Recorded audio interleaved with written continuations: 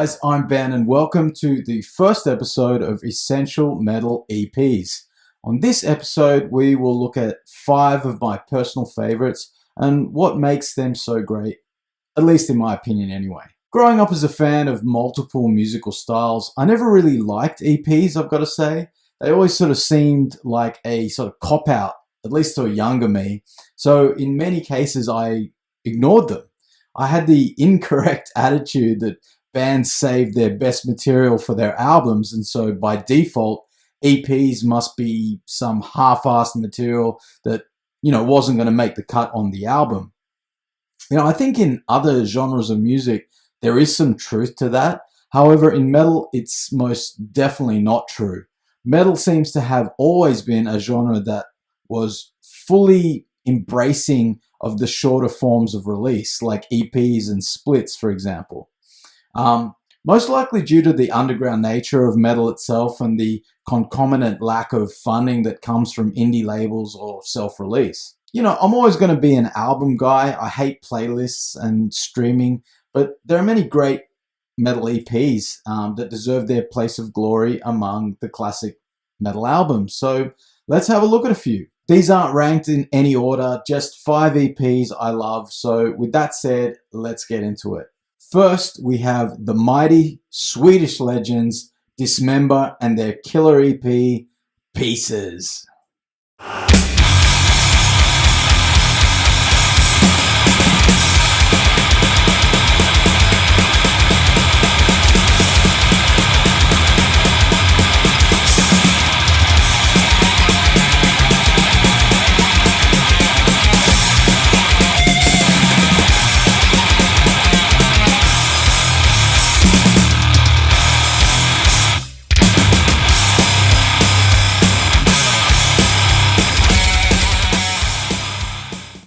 So Pieces was the follow-up to the groundbreaking debut Like an Ever-Flowing Stream, in which Dismember, along with bands like Entombed and Grave, laid the blueprint for the Swedish death metal sound and its HM2 pedal chainsaw guitar sound. On Pieces, that sound is pushed to its ultimate limit, and to the point where, really any further and any speakers playing these tunes are just going to be fucking obliterated. The interesting thing about Pieces is that it was really the first set of new songs that the band had written since their demo days, for the most part anyway. So it was, a real affirmation to the band and the fans as well that the band not only had released one of the greatest metal albums ever with their debut, but they still had plenty of creative juice left in the tank. Pieces is a pulverizing, brutal, and unforgiving experience. From the opening intro scream and then exploding straight into the sonic assault of the title track, it doesn't let up for a moment.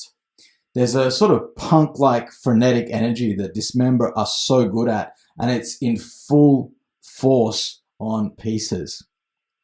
I Wish You Hell encapsulates this punk thrash speed viciousness perfectly, and man, it's so awesome.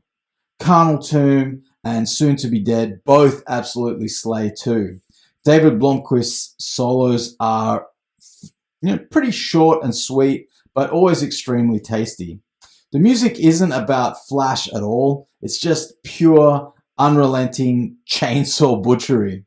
Yet, as always, Dismember managed to find sort of hints of melody under the murk, and on Pieces, the murk is pretty particularly thick, and yet the songs are all extremely memorable and uniquely Dismember. This is probably Dismember at their most raw and savage, at least on an official non-demo or live release, and I absolutely love it. I would recommend this to any fan of extreme metal, especially if you like the Swedish sound that was pioneered by Dismember in the first place. Next, we have another brutal assault on the senses from the New York brutal death metal pioneers, Suffocation, with their first ever official release, the mighty Human Waste.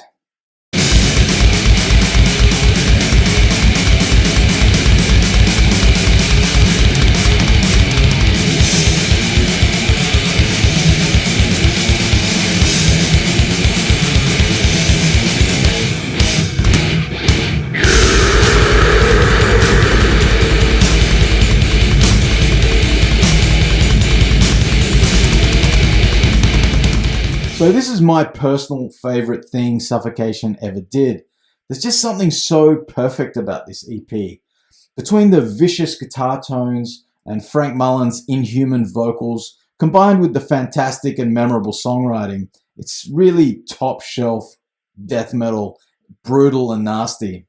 I know all the songs bar the title track would be re-recorded and spread across the subsequent albums, but these versions are my favorites. They just seem more violent and hostile here, and I prefer the overall sound. From the moment it all begins with infecting the crypts, you know that an absolute bludgeoning of the senses is forthcoming, and the rest of the EP definitely lives up to that promise.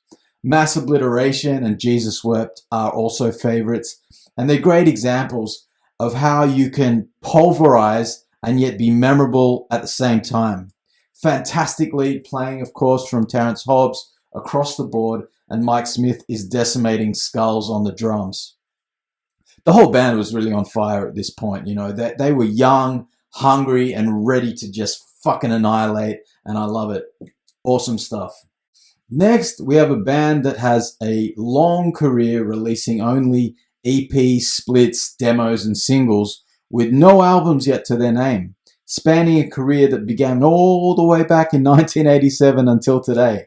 I'm talking about the underground legends, Sadistic Intent, and their 1994 EP, Resurrection.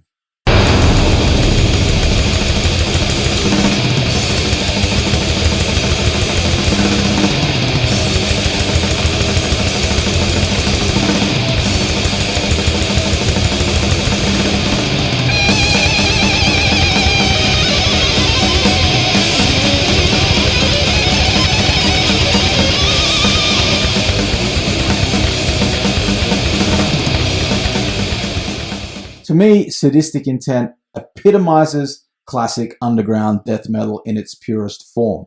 Satanic and apocalyptic, dark and menacing, and oozing with evil atmosphere. Musically, they straddle that borderline between first and second wave death metal with, the raw darkness of the first, but touches of the brutality of the second.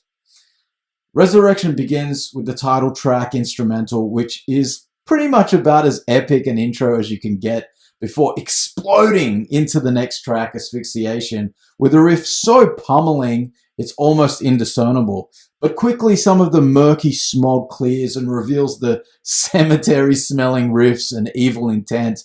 And as the song progresses, we get one classic riff after another. One of the sickest tracks in death metal, I gotta say, for me anyway. I fucking love that track. Because, it manages to remain dark, evil, raw, and pulverizing, but also has an epic quality to it as well. That's really a defining quality of the whole EP too. Every song is perfect, at least to my ears. When Conflict Within roars in on the next track, you can see what I mean.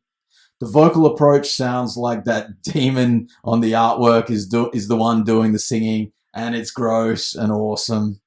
Dark Predictions is another favorite, with again more memorable riffs and killer atmosphere. Then again you can say the same thing for the next track, Condemned to Misery, with its explosive guitars and furious riffs.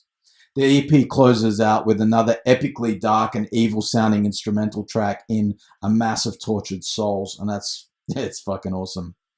Resurrection is a masterpiece of epic, underground, raw and nasty, pure death metal at its finest, and I love every second of it. Most highly recommend it. Absolutely love it. Go check it out if you haven't. Next, we're taking a tour into the gross realm of gore grind for an absolute killer. General Surgery with Necrology.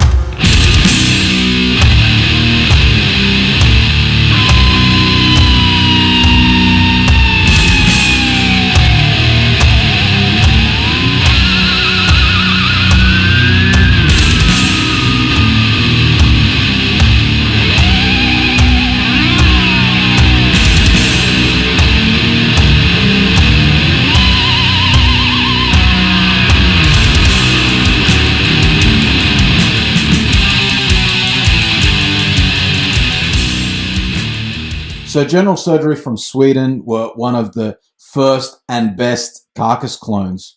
Necrology could very easily have been the next release after Reek of Putrefaction and Symphonies of Sickness, as it very much lives in that sonic world of medical grade grossness and musical explosive chaos. And that's fine with me because I'm a huge fan of early Carcass. That's the shit from them I love. I always wish that a band, or that band, would have done more of that stuff, and thankfully here General Surgery obliged. It's got all the ingredients that made those Carcass albums so great. The grinding riffs, tremolo bar dives and squeals, pitch shift guttural inhuman vocals, and gross lyrics, although they're virtually indistinguishable underneath that pitch shifter and all that shit. The original release was extremely short, with only 5 tracks coming in around the 12 minutes worth or so. But the later Relapse Records release gives bonus tracks from that session and also an earlier demo session for the recording, which I highly recommend getting if you can. Get your hands on it because the extra tracks just make it even better an experience, and they're fantastic tracks as well.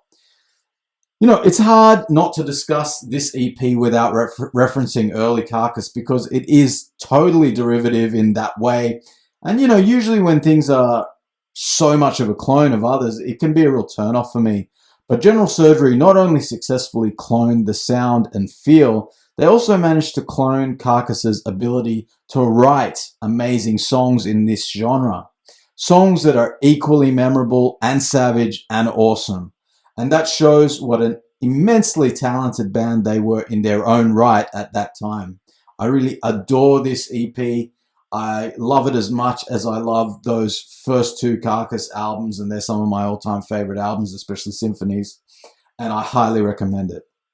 So, lastly for today, we're going to another Nordic land. From deep in the Finnish death metal mist, we have the masterpiece by Amorphis, Privilege of Evil.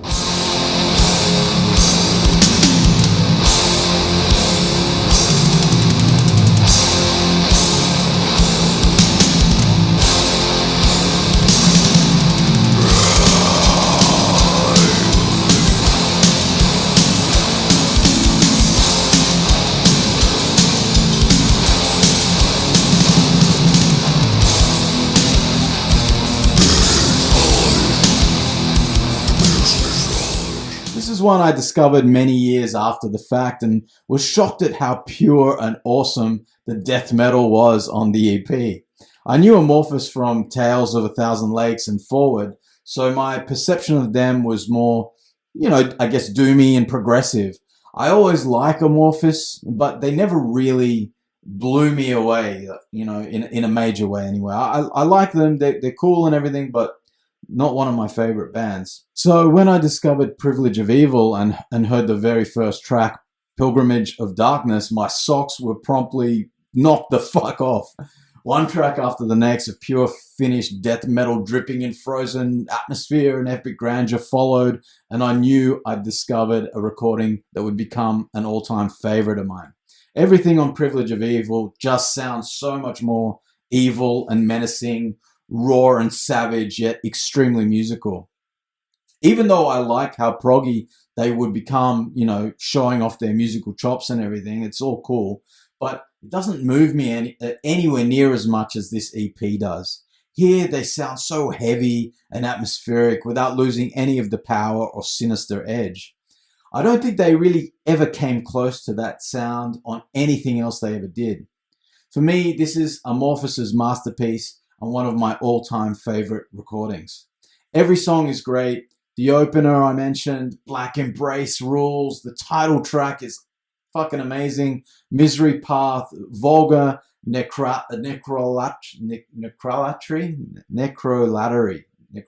How the fuck do you say that? I don't know. Excursing from existence. It's late at night and I forgot how to speak. They're all loaded with amazing atmosphere and raw power, and I fucking love it. I love everything about Privilege of Evil. The only thing I don't like about it is that it reminds me of the band that they could have been. I really wish there had been more albums from them that sounded like this, but, you know, then again, maybe the fact that it stands alone gives it something special. Anyway, it's a death metal masterpiece, and I highly, highly recommend it. Anyway, guys, that's it for part 1 of Essential Metal EPs. I've got many more that we can talk about and will next time. So until then, thanks for watching, stay metal, and see you next time.